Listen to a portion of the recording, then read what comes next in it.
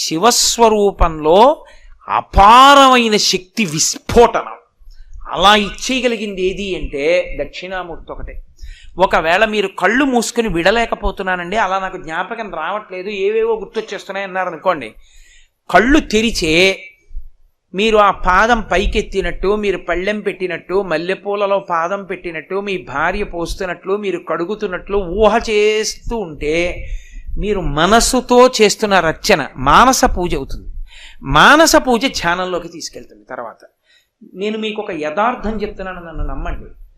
మీరు అలా చేయడం మొదలు పెట్టాలి తప్ప, నేను ఇవాళ దక్షిణామూర్తి పాదం మీద చెయ్యి పెట్టి మీకు నిజం చెప్తున్నాను, మీరు కడిగిన నీళ్లు కైలాసంలో పరమశివుడి పాదం తడుపుతాయి. ఒక్కసారి ధ్యానం చాలు జీవితాన్ని గట్టెక్కించేస్తుంది, అంత గొప్పది.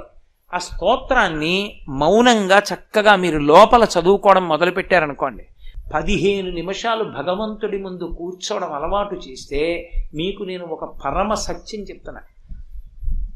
ఒకసారి ధ్యానం, అందులో ఉన్నటువంటి శాంతి రుచి మనసు పట్టేస్తే మీకు తెలియకుండానే, మీరు రైల్లో వెడుతూ ఉండండి, మీరు ఎక్కడన్నా కూర్చోండి, మీకు తెలియకుండా మీరు దక్షిణామూర్తిని ధ్యానం చేసేసుకుంటారు.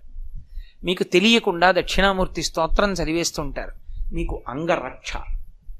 అది అలా వెనక్కి వెళ్ళిపోతే మీకు ప్రశాంతంగా ఉండడం అలవాటు అయిపోయింది అనుకోండి. ఆఖరికి ఇంజెక్షన్ చేస్తున్నప్పుడు కూడా, నేను ఎందుకు చెప్తున్నానంటే, ఇంజెక్షన్ చేస్తున్నప్పుడు అన్న మాట ఎందుకు వాడానంటే, మీకు మనసు ఖేదపడేటటువంటి సమయంలో కూడా అలవాటైపోయి మనసు ఆదేశాన్ని బుచ్చుకుని వెనక్కి వెళ్ళిపోతుంది.